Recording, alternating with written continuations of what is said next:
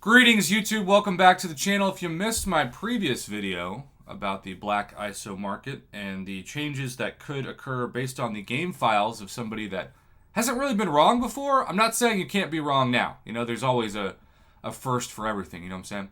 But at the same time, it is worth noting that the game is in a place that it doesn't want to be.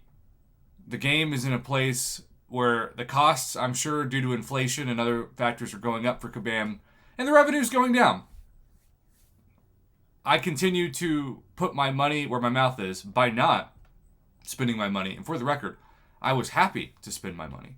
I was excited to potentially buy some of these offers and, as always, support a company that I want to succeed when things are pro player. But it ended up being such a disappointment that I have spent units that I have wanted to spend that I've saved up for. But in terms of like new cash on the credit card, haven't given them a dime. And if you have, great. I don't want you to think that this video is like supposedly negative against spenders. But I do want you to note that this is not the best way to get people to spend. And when you take what used to be guaranteed units for July 4th and Cyber Week, and you end up putting them in the RNG of crystals, you also have people who get different units than other people, and that's also not as much of an incentive versus a guaranteed amount of units. With that being said, I did spend a somewhat crazy amount of units. I'm talking about over 6,000.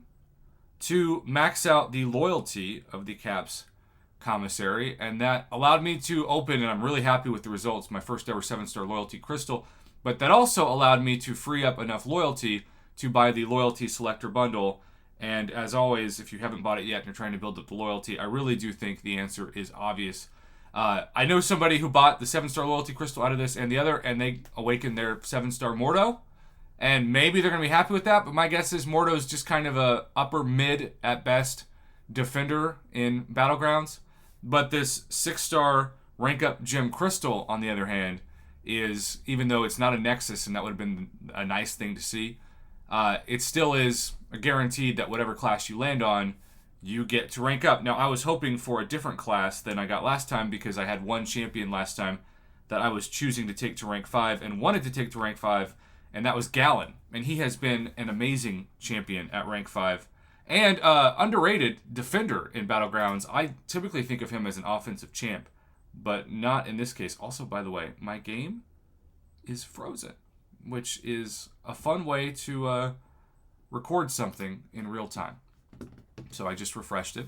It's only happened once, but I feel like the new version of iOS might be freezing the icons more than any other. Maybe it's just me noticing that. Maybe it's just my specific phone.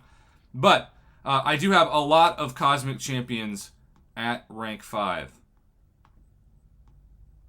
I have 5. Gallon, Hulkling, Corvus, Cosmic Ghost Rider, and Ascended Hercules. I love all of them. I am not regretful at all. And you can see these are my choices for rank 4. Now, there are going to be, of course, people who say, Prof, this is a prophecy.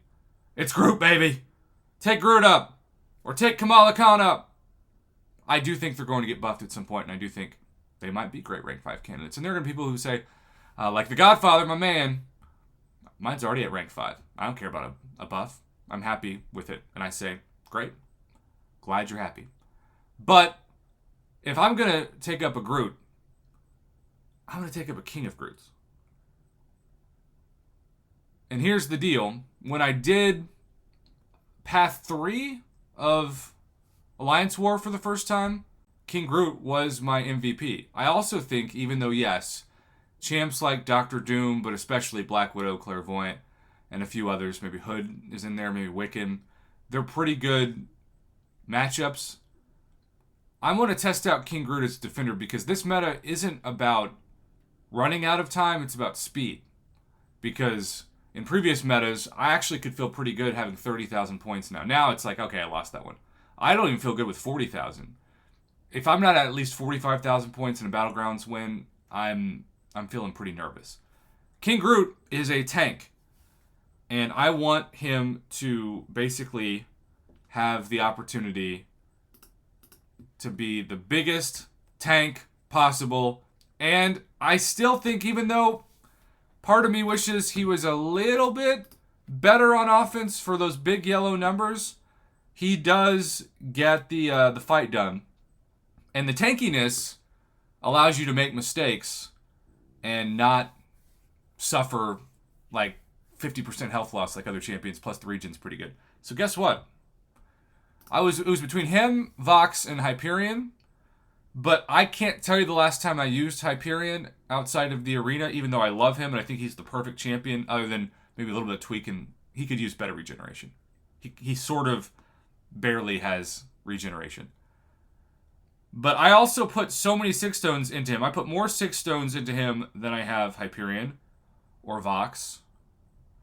And one of my my tiebreakers when I'm trying to decide who to rank up is, have I put more money and more items into an investment for this champion? Because if the answer is yes, and ultimately that's what made me bring up Null, who I don't even use in Battlegrounds anymore, and he's the one rank 4 champion that I was, for a while, regretful of, because I just didn't use him like I thought I would.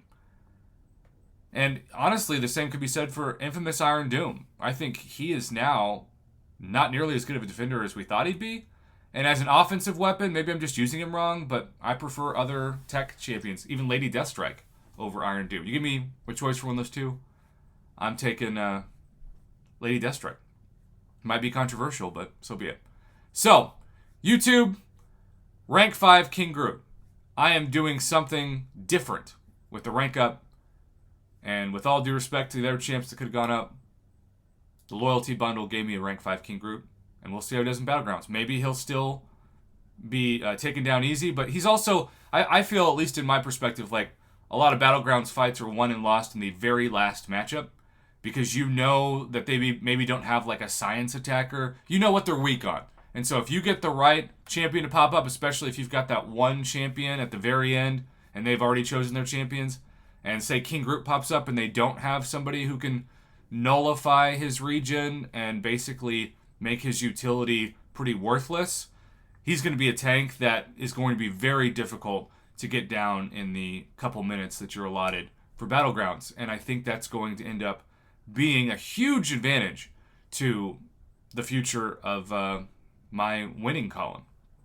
I also want to say, though, when you get to those platinum tiers where you're facing against horrible matchups for people who don't have great rosters, it makes you feel bad, but it also takes so much of the stress off winning matches, and I kind of prefer that. Maybe that makes me the biggest noob in the world, but at least I can admit it.